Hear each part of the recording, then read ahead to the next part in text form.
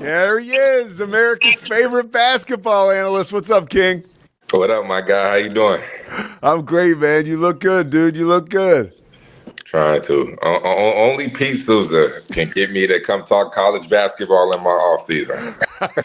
Well, and I'm going to start off with, you're probably not going to like this, but I always like to shine a light on just how amazing you were as a player. So I was looking this morning. So you were ESPN had you ranked 36 coming out of Dallas, top 100, right? So we're talking one of the absolute best players in the country. And I think one of the Boozer kids is ranked 36 now. Now, this dude's going to college probably for like $1 million, King. Like, think about that. Like, if you were coming out of Dallas, Texas today, you'd be getting $1 million probably. Listen, Pete, there's so much resentment in my heart right now. The fact that I was so close to all of this, Pete, and the way that the market is, just like a very decent player is making over $750,000. Yes, it has to eventually correct itself. But I'm really upset, Pete. I'm not gonna lie to you, but I'm hurt. I could be living in a way different situation. I could be in a way better place in life right now with about. Take it, dude. We get you like 4 nights a week college basketball season on ESPN. So we'll take it. The people win once again. Yes, sir. I want to find out what you think about some of the movement this offseason. It really is. It's the offseason, but it feels like it never is. Yesterday, I was bummed to see Darion Williams leaving Tech, going to NC State. What are some of the most impactful moves? Maybe that is it, that you've seen this offseason. Players coming and going in the Big 12. Yeah, I mean, I think that was a huge move, and just knowing the type of guy Grant McCasland is I think a part of that was just like, hey, we already filled your spot in. We already built our roster. We already spent your money. You weren't 100% committed. Grant McCasland is big on loyalty. So if you're 1 foot in, 1 foot out, you can just stay out, because we're going to go get somebody else to go be a part of this who wants to be a part of this. So I thought it was very, very interesting for a guy like Darion Williams to hit the transfer portal, especially after the year that he had, after the year that they had. They have a legitimate chance to run it back, to go compete for a national championship when you were good last year, but you're even better this year with the pieces that they've added. So they have a legitimate chance, even without Darion Williams, to go compete for a national championship. Inside the Big 12, some of the biggest transfers, I think Baylor did a really decent job. I don't think Baylor will be great, but I think that they will be good. I think they will be more fun to watch. I think you got a whole bunch of guys playing in Baylor jerseys who actually mean something to them. I think that's a major difference when you look at last year's program or the past 2 years versus this year. I think you have a bunch of guys who are going to take pride in being Baylor Bears. And as a former Baylor alumni, that's all we want. We want people who want to be in the jersey, who want to put it on, who want to go out there and compete for the university, and who are going to give their 100% effort no matter what. It doesn't feel like these guys are just being rented for a year. This actually feels like a true culture, a true team that I think that Coach Drew will be able to build, especially starting, they get down there, next week, next 2 weeks. So I think Baylor probably, to me personally, Baylor and Tech stand out from a transfer portal standpoint. You were obviously very close with Coach Drew, and I know I'm not asking for any big secrets, but I know you've been around the coaches' offices while they're making moves this year, really completing an absolute and total overhaul. What is the mindset, as you understand, in those basketball offices? Like, was there a pivot this year, King, to like, hey, we have got to find the guys that we can develop in our system that are Baylor Bears, right? That are going to buy in. Yeah, I think the mindset is the realization that as a Baylor Bear, we don't have the same funds. We can't drop the same amount of money that other programs can, like BYU, Kentucky, Texas. We can't spend the amount of money that they can. We don't have that as a school. So we have to get guys who fit the culture. And I think that for so long, the past 2, 3, matter of fact, I'll go back to when we had, Jared, Davion, Maceo, even before this NIL mess was crazy. I think that we kind of got away from who Baylor was. What brought us success was the joy motto. And some people say it's corny, but I think it actually is real. And I think that's what Coach Drew prides himself on. And I think that right there is what got them success. The Jesus, others, and yourself. Being selfless, playing for something bigger than just you, playing for the front of the jersey instead of the back of the jersey. I'm not saying we've had guys who played for the back of the jersey, but I just think that Coach Drew went after big names and hoped that they would hit. And more often than not, they didn't hit. So I think that his philosophy and the staff's philosophy this year was, let's just get guys who want to be here, who are going to give 110% effort every single time. That's why you see when you look at the roster and look at the transfers that they've gotten in, have they had one big name? The biggest name that they brought in was Rataj. And yeah, he was really good. But Obi's a good name, but he wasn't a huge name, a huge hit. And part of that was due to Rob Wright's ability to leave whenever he left, which is a whole different story that we probably shouldn't even get into. But if Rob would have left and would have told Baylor that he was leaving sooner, they probably would have been able to get at least one big name. But Rob put him in a horrible predicament. And I don't think it was really Rob, but I think it was the exterior people around him. However, I will say, though, that getting back to that culture and being able to build a culture is, I think, what we saw with Coach Drew and what he's trying to do this season, which is not going to be the sexiest thing, but I think it will produce the most success and get Baylor basketball back to Baylor basketball. Yeah, at the end of the day, winning is pretty sexy, right? And that is the ultimate goal, right? Yeah. We got to go. You're taking me in a perfect direction here, because I do want to ask about BYU, but I can't ask about BYU without asking about Rob Wright, a dude that I know I loved, I know you loved, and Coach Drew loved. How much of a haymaker was that to the Baylor basketball program when, just like that, he's gone? I mean, were they just completely shocked? Yeah, I think that was a huge haymaker. I think it's not necessarily him leaving. I think people need to understand this. Like, Baylor had no issue with him leaving. It's the timing of when he left. Because if you look at it, there are so many good point guards in the transfer portal that Baylor could have had. Baylor is one of the premier schools in college basketball. It's point guard U. It's guard university. Any guard would want to come to Baylor. So the fact that you leave when you left, when the deal was already done, and granted, there's one of the problems with NIL, there's nothing put in place to be able to hold either party accountable. So things like this can happen. You think you have a guy locked in, you got him locked down. Now all of a sudden he's like, I can go get more somewhere else. Let me dip. Bye. Figure it out.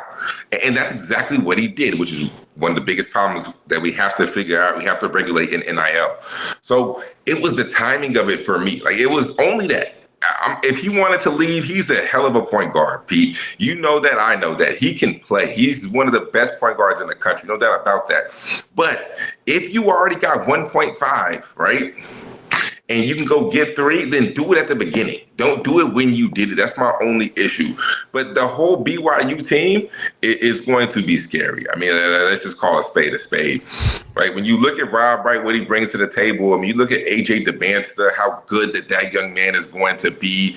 And then we can't forget about the glue that holds it together. My man, Richie Rich Saunders, just his ability to be able to be in situations where he will always succeed.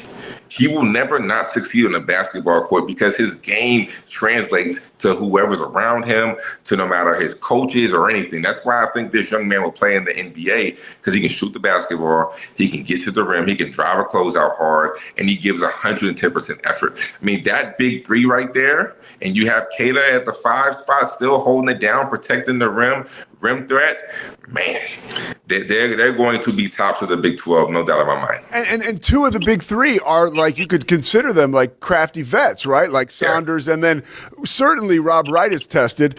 What do you make of Kevin Young's work, like, cut out for him this year?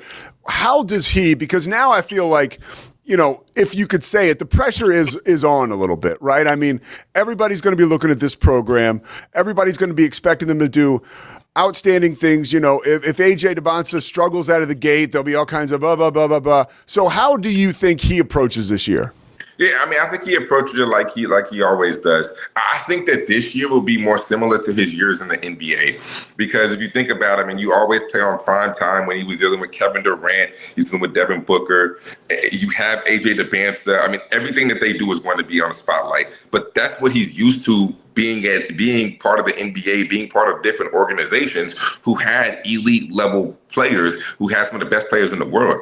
So I think you treat this year just like he did last year, except just realize this might be more similar to what you have faced in the NBA as far as the pressure, the expectations, the salaries. I mean, when you dealing with a dude that makes $6-7 million in AJ DeBansta, and you got Richie Saunders who probably made 3 to 4, and Rob Wright making 3. I mean, I don't know these numbers for sure, but these are what's being speculated, being thrown out. But this is an NBA level team. You're dealing with the NBA level roster. Almost $20 million as far as a budget goes for your program. You're dealing with you might as well call it an NBA team.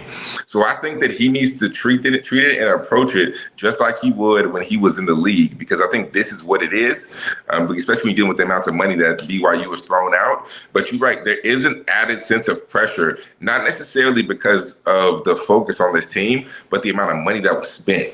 Whenever you're dealing with people's pockets and they having to come a little bit more out because they want to win, and especially after the year that they had last year, now it's go time. It's time to win. So I think there's a little bit more pressure, but Kevin Young is 100% built for it. He did a great job last year. I think he'll do even a better job this year. He's an amazing coach. Yeah, what's your favorite thing about him? Covering him this year, being around him. I know he's a favorite of yours. What's the one thing that when you talked to him, you were like, oh man, I would love to play for this guy? His ball knowledge.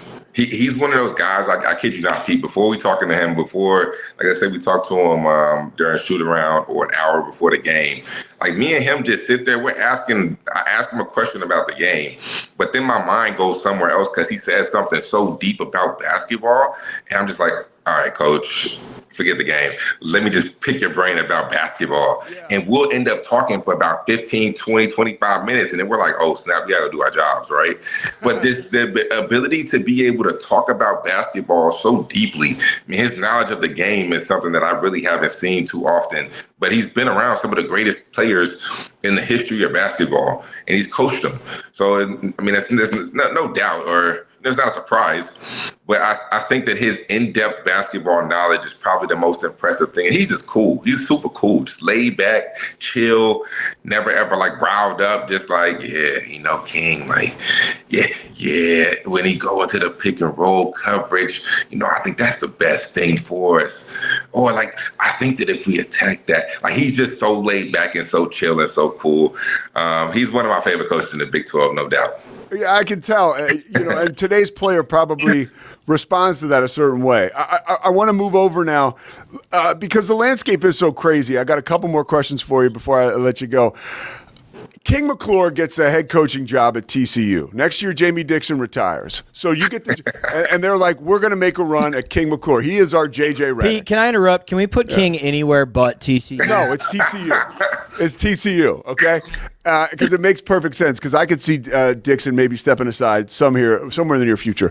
So King, they're like, you're our JJ Redick. Come on, King, you're going to come be the head coach. You take the job because you can't resist the money. So you leave me, ESPN, everybody. We wish you well. So now here you are. How do you build your team at in a Power 4 conference, plus the Big East, Power 5, whatever? How do you go about making a winner today? I think first and foremost, it starts with my staff. I think you have to get the right dudes around you. You got to get the right staff. I think that we've seen in certain circumstances, the wrong staff can really hurt you because you can't get dudes in. So the first thing I'm doing, I'm going to go get 4 or 5 guys who I trust, who I think knows the landscape of college basketball. I am going to go get a great staff. That's my first thing. I'm going to get a great staff. Secondly, I'm going to. This is a really tough question. Never been asked this, Pete. But now that you got my wheels turning, I think the way that I would approach it would be you have to get good guards. That's my philosophy. I think guards win. I'm going after the top guards. And then I want bigs who can just play a role. So I think how I would do is I'd get a bunch of good guards, probably like 3 guards who can really, really play, extremely versatile. I get a 4-man who can step out and shoot the 3 and play defense, but I don't really need you to do anything else. Just step out, shoot the 3, play defense, all right? That's all I need you to do. And I need a big who can just block shots and is a lob threat. That's all I need, right? I don't need you to go post up. I don't need you to be my dude to go we run plays for you. We're not doing that. My guards are creating everything off the pick and roll. They're going to be able to break you down. Like, shooting is a key. 1 through 4, you have to be able to shoot the basketball for me. If you can't shoot the basketball for me, you would not step on the court. Unless you do something at an elite special level. Like, unless you rebound the basketball better than anybody, unless you're an NBA level defender, you better be able to knock down a 3. Because spacing is everything for me. My big, you ain't got to do that. If you can, huge plus, right? Huge plus. But you need to protect my rim, and I need you to be able to catch lobs off the pick and roll. Don't ask for my basketball. Don't do that, because my guards are going to create. They'll make you look good. They'll get you about 8 points a game off dunks, oops, whatever. And then my bench players are just role players. You just fill a role. But everybody off my bench has to be able to shoot. You got to be able to shoot. By the way, congratulations. You just won the press conference. So Horned Frogs all over the country are ready for this King McClure era. All right, last thing. We go from your first college coaching job to the NBA. I'm really excited to see, the draft is coming up. I want to have you back on again right before that to really have you handicap it. But, taking a bird's eye view from 30,000 feet, I'm sure on draft night you will be in Bristol at ESPN. So I'll have to get you before then. But this is when you kind of hunker down and get your prep going. When you look at the top 5, where do you see VJ Edgecombe fitting in there? Do you think he could go 3 or 4? Because I know the Sixers might like him too. I know Charlotte likes him. What's your insight there? For me, I'm taking VJ number 3. And then the number 1 pick, is obviously locked up when you look at Cooper Flag. The number 2 pick, if I'm the Spurs, I'm trading that because there's really nobody in that number 2 spot that would be an immediate fit. You could try to fit Dylan Harper in there. You could try to put VJ in there. But I'm trading that pick, going to get somebody like Giannis, going to get something, right, that can aid alongside of De'Aaron Fox and Wemby and Stephon Castle. So number 2 pick, I'm probably trading it, but let's say they don't trade it. You have to go with Dylan Harper. At 6'5", his ability to be able to drive the lane and create and score the ball at ease. Winning is a little bit of concern for me. I'm huge on winning. If you don't really win, I don't necessarily know if that translates, but he was on a bad team, but he carried that team. I'm not taking Ace Bailey at number 3. Don't hate me, people, but I'm not taking Ace Bailey at number 3. I'm not. Just because we talk about this winning concern. You took a lot of bad shots for the team. You really weren't efficient. You have the upside. I could be wrong, right? He might go on a team and just be the next Kevin Durant. I could be wrong. However, based off what I've seen, the body of work, I'm not taking you at number 3. I'm definitely taking VJ over Ace Bailey at number 3 because VJ showed his flashes that he cared about defense. He showed that he can knock down a 3-pointer consistently. His athleticism is through the roof. He showed that he cared. And even though Baylor didn't have the greatest season, he showed to me that he cared more than a guy like Ace Bailey. Ace Bailey, is he more talented than VJ Edgecombe? Sure, we can say that at 6'9", 6'10". But to me, winning, caring, just the ability to be able to go out there and compete at the highest level every single night and give you 100% effort, that means something to me. So VJ Edgecombe, to me, would go number 3 over Ace Bailey. And then after that, number 5, I love Jeremiah Fears, so you can go there. But I'm taking... Let me ask you real quick, what about Demon? He had a great week in Chicago. He did have a great week. And for me, it's all about if he can knock down a 3 consistently. You got to be able to shoot at that point guard spot. His playmaking is elite. I think he will be better service in the NBA than he was in college just because of the spacing. The spacing is way different. There's a lot more spacing in the NBA. However, if you cannot shoot the 3 or at least be respectable from that distance, it can be tough, especially when you're dealing with better defenders, longer defenders. And last year, the one area where I thought he struggled at at times was scoring the basketball, specifically from behind the arc. So I think that if he can knock down a three consistently, which his shot does look good, form is there, rotation is good, he gets at a good set point, I think he has the potential to be a really good shooter. I think it's more so confidence for him, because I think a lot of times his struggles, his misses, was from a lack of confidence.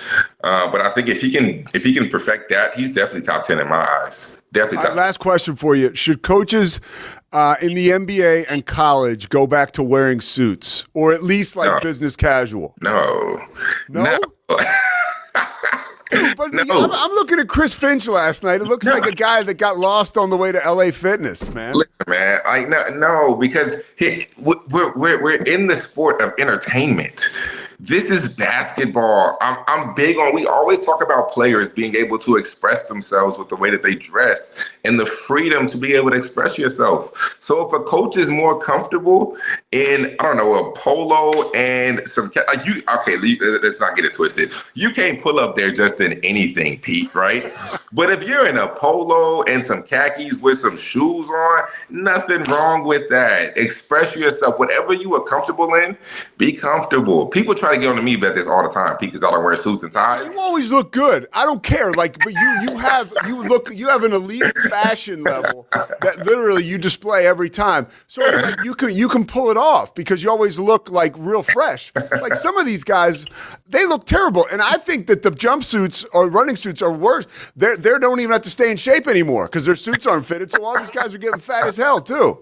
That's my theory. All right, King McClure, you can catch him next year on ESPN all the time. You can catch him on ESPN for the draft. Of course, he's got a show on the Rogue Media Network. King, I'll send you this file. You can throw it up on your show. Do a little cross promotion.